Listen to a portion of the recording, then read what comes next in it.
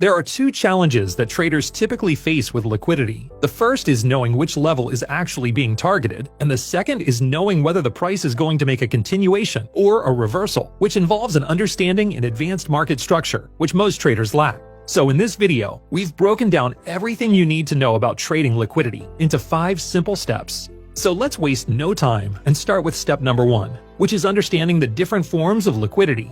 Liquidity refers to areas in the chart that either contain a large quantity of unfilled orders or a large quantity of stop losses, and it presents itself in 2 different forms. When people typically talk about liquidity, they are usually referring to the external range liquidity, which can be either a previous swing high or a previous swing low. These are pivotal moments in the chart because they either result in a trend continuation or a trend reversal in the form of liquidity runs and liquidity sweeps, which we will be covering further into the video. The other form of liquidity is internal range liquidity, which is just another name for fair value gaps. This is what the price uses as fuel to attack the swing highs and lows. It's important that you pay attention to how the price interacts with both forms of liquidity, because together, they will tell you which direction the market is going to move. For our next step, we need to talk about order flow and how it can help us determine which liquidity level we should be targeting. When we look at a chart, the first thing we should do is look to see whether the current order flow is bullish or bearish. And this depends on whether the price is pushing through buy-side or sell-side liquidity, which can seem confusing at a glance. But we can simplify this through the use of 2 concepts, which are called break of structure and change of character. So let's see how they work. When a new swing forms on the chart, liquidity levels are created at the swing high and swing low. The liquidity level at the high is called the buy-side liquidity, and the liquidity level at the low is called the sell-side liquidity. For the context of break of structure and change of character, we look at which type of liquidity was ran through when this new swing was created, which in this case was a buy-side liquidity, which means we are currently in a bullish order flow. So with this in mind, our current break of structure level is the buy-side liquidity. This is because a break of structure refers to the level that would need to be broken through in order for the current market trend to continue, which in this case is an uptrend. And on the other hand, the current change of character level would be the sell-side liquidity. And this is because if this lower level was to be hit, it signals to us that the order flow might be looking to change, which in this case would be from a bullish order flow to a bearish order flow. But in this instance, the price pushes up and through the buy-side liquidity, which creates the break of structure, confirming that the uptrend is continuing. And now, with this new bullish swing, we have a new set of break of structure and change of character levels that we can use to assess if this uptrend will continue to progress. Here we have another depiction of a price swing, but this time, when we look at the liquidity that was broken before this swing was created, we can see it was a sell-side liquidity, which means that this chart would currently be in a bearish order flow. And this means that the current break of structure would instead be the sell-side liquidity level, because this would be the target level if sellers wish to continue the downtrend. And on the other side, the change of character level would be the buy-side liquidity, because this would signal a change in order flow from bearish to bullish. But for this example, the price chooses to push down and through the sell-side liquidity, confirming the break of structure, which tells us the current downtrend is continuing. So in summary, a break of structure refers to when a liquidity level is run that confirms the continuation of the current trend. And one of the most important rules in trading is that we should always trade the direction of the market's order flow and not against it. But this leaves the question, how do we know when the order flow has reversed? Well, here we have another uptrend, validated by the break of structure. Let's say price has hit resistance here, but this time, instead of creating a higher low, we instead see price push down to form a lower low. This is what we call a change of character, because it is the first signal that the price action may be changing from bullish to bearish. When this occurs, this lower low becomes the new break of structure, and the previous swing high now becomes the change of character level. This is because this high is now the level that would have to break in order to signal that we could be returning back to bullish order flow. But as it stands, we shouldn't flip our bias to bearish just yet, and the reason being is that this change of character could really just be a liquidity sweep. Instead, we want to wait to see if the price will push down and pass the break of structure level, as this will confirm the start of a downtrend. So in summary, a break of structure confirms a trend continuation, and a change of character signals that the direction of the order flow could be reversing.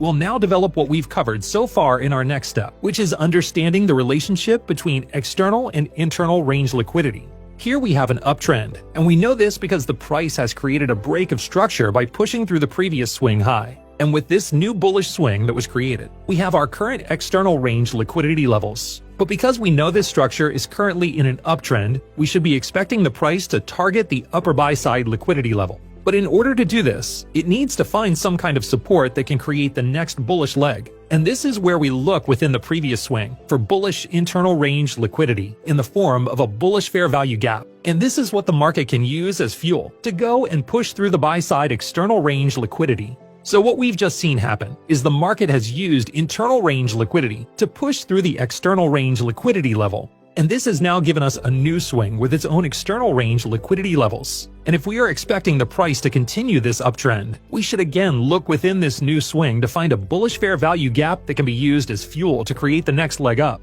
So to summarize this, during an uptrend, we expect to see the impulsive moves leave behind internal range liquidity in the form of bullish fair value gaps that can then be used in the future to push through the buy-side external range liquidity to create new higher highs. And for downtrends, it's the same, but just in reverse. If we are expecting price to break through the sell-side external range liquidity levels, we want to look within the previous impulsive bearish move for internal range liquidity that can progress the move lower in the form of a bearish fair value gap. So this explains the relationship between internal and external range liquidity, which is how the trending moves are formed on the chart. And it's important to always keep this in mind when doing your technical analysis, because when we see the internal range liquidity get disrespected, it's the first sign that the market is wanting to attack the change of character level, which could result in a full reversal. So now it's time for the next step, which involves understanding the difference between liquidity runs and liquidity sweeps, and more importantly, how we can predict which of the two is going to happen.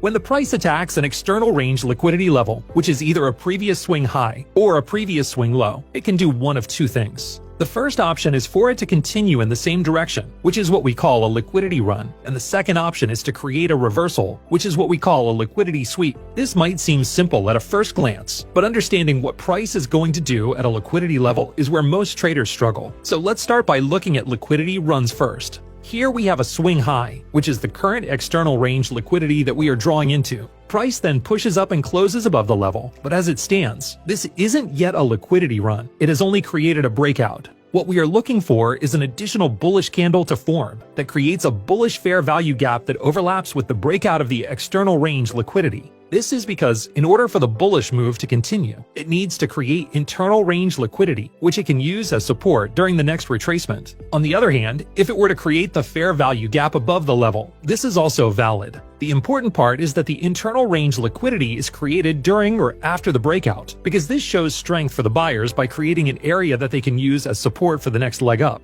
However, if the fair value gap was created before the breakout, we cannot use it for validation of a run on liquidity. We have to wait and see if the chart creates the correct internal range liquidity that favors a trend continuation. As for liquidity runs on the sell side, we use the exact same principles, just upside down. This means we are looking for the creation of a fair value gap either within the breakout of the liquidity level or underneath it. We don't want to consider the fair value gaps that formed above the level. So let's now talk about liquidity sweeps. Here we have another swing high as our draw on liquidity, but this time, when price attacks the level, it fails to push over and close above it. This shows massive weakness in the buyer's efforts, creating what many know as a fake out, which is the clearest signal we could get that the price is creating a liquidity sweep. From here, we expect to see a reversal in order flow, meaning we should now be looking for short entries. But in the instance that this bullish candle does close over the liquidity level, it doesn't mean a liquidity sweep is off the table. And this is because if we look at where the last bullish fair value gap was created, we can see that it's below the external range liquidity. So if price was to move down from here, there's a high chance that this fair value gap will be completely disrespected, which is the first signal that the order flow could be switching.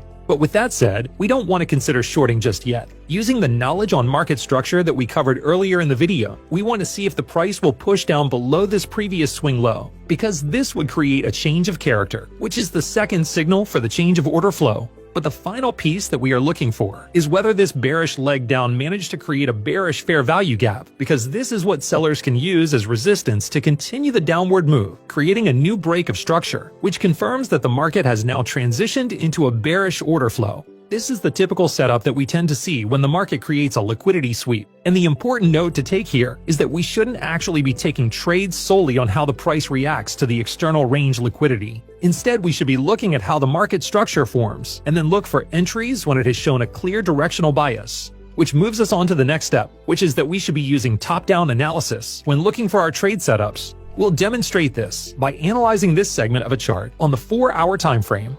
So firstly, we want to know which direction the current order flow is moving in, which we can see is bullish because we have this break of structure through the previous buy-side liquidity. So this means we should be looking to buy from somewhere within this range. But where exactly should we be looking for our trade entry? Well, going back to what we covered earlier about the relationship between external and internal range liquidity, we should be looking for a fair value gap within this leg that we can use for our long trade. But even with this, we shouldn't just blindly take a trade if the price draws into it. What we should instead do is move down into a smaller time frame to analyze whether the market actually respects this 4-hour fair value gap. So here we are looking at the same chart, but now on the 15-minute time frame. And as expected, we can see the current order flow on this time frame is bearish, which we can confirm with this break of structure. But remember, we want to enter a long trade, so what we are looking for is a reversal on this 15-minute time frame, so it aligns with the bullish 4-hour order flow. And when we mark out the current external range levels, we see a sweep occur, which as we know, is the first phase of the reversal we are looking for. We then see the bearish fair value gap get disrespected, followed by a change of character, which means all we are waiting for now is the bullish break of structure to signal the reversal is complete, which it doesn't take long to do. When a reversal like this occurs, the first fair value gap to form afterwards is what is commonly known as the silver bullet. This is because it is the highest probability fair value gap that the market can offer. So this is what we will use to enter our long trade. And now we can switch back to the 4-hour time frame with the confidence that this 4-hour fair value gap has been respected based on the confirmation of the 15-minute trend reversal. And from here, we want to see the price push up to the buy-side liquidity where we can exit our trade. We could of course hold this trade for a longer period if we believe the market will continue in the bullish direction. But if we were to do this, we need to move up to a larger time frame so we can analyze the larger market structure. And now here on the weekly time frame, we can see that the market is actually making very bearish swings, which means whilst our short-term trade made sense on the 4-hour time frame, the price has actually moved into a weekly bearish fair value gap. So we should be expecting a reversal on the lower time frames to align with the weekly market structure. The key takeaway here is that we should always analyze what the market is doing on the largest time frames first, because this will give us an idea of how we can expect the price to behave when it hits an area of liquidity on the lower time frames. If you found this video helpful, please leave a like and then comment what trading concept you'd like to see us cover next.